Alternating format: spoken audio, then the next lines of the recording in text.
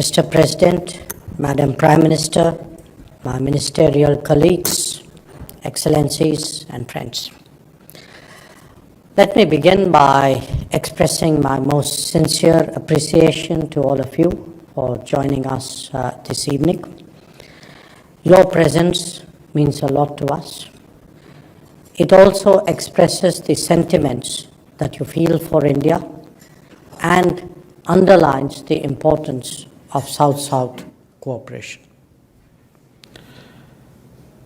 We meet just a few weeks after the New Delhi G20 summit, a summit which took place on the theme of One Earth, One Family, One Future.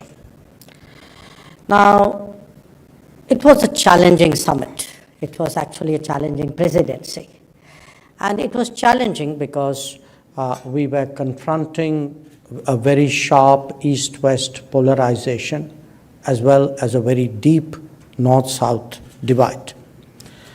But we were very determined as the presidency of the G20 to make sure that this organization on which the world really had put so much hope, that this was able to get back to its core agenda, and its core agenda was of global growth and development.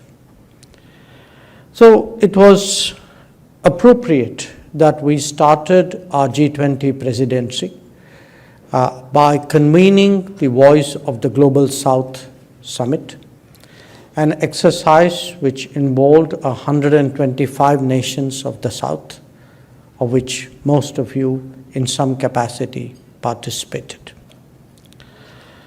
Now, during the course of that exercise and the deliberations which took place through the various ministerial tracks and engagement groups, it was very clear to us that the Global South, in addition to bearing the consequences of structural inequities and historical burdens, was plagued by the impact of mercantilism and economic concentration, was suffering from the devastating consequences of the COVID, and was beset by conflict, tensions, and disputes which have stressed and distorted the international economy.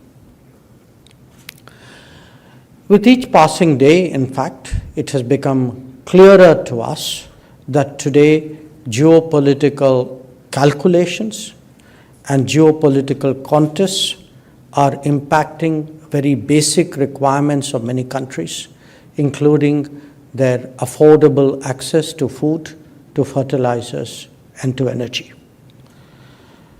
It was therefore for us a particularly onerous responsibility to make sure that in collaboration with all our G20 members, that we were able to refocus the G20 on the urgent, the pressing needs of the Global South. And this was reflected, to my mind, in 8 key outcomes of the New Delhi G20 summit. The action plan for sustainable development goals, the reform of international financial institutions, a green development pact, the high principles for life, the Lifestyle for Environment initiative, an understanding on debt management, a consensus on women-led development, an acceptance of digital public infrastructure, and an agreement to undertake global skills mapping.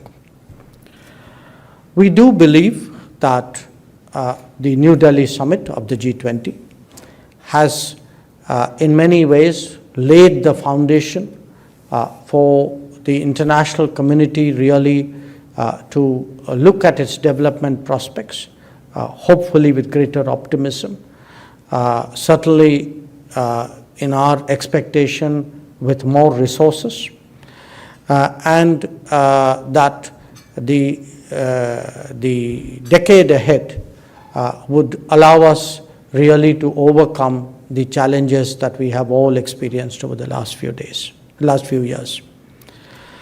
So let me conclude, therefore, once again, by emphasizing to you that while we are, of course, the G20 president till the end of this year, both before the G20 presidency and certainly after it, we will remain very much a partner, a contributor, a collaborator, in our own way, perhaps an inspiration to others on how to address developmental challenges.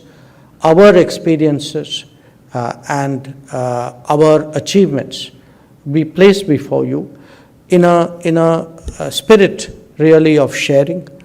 We know that there may be aspects of it which you may find useful. As Ambassador Kamboj mentioned, that we are today active in almost 80 countries around the world. And what I can say is that when it has come to South-South cooperation, we have endeavored to walk the talk. My remarks on this subject would, of course, not be complete without my underlining what I believe was one of the really important outcomes of the G20, which was the membership of the African Union. And certainly it is our hope that that message would resonate not just in the G20, but beyond as well. So thank you once again for being here today, and I hope that you will all have a very productive evening.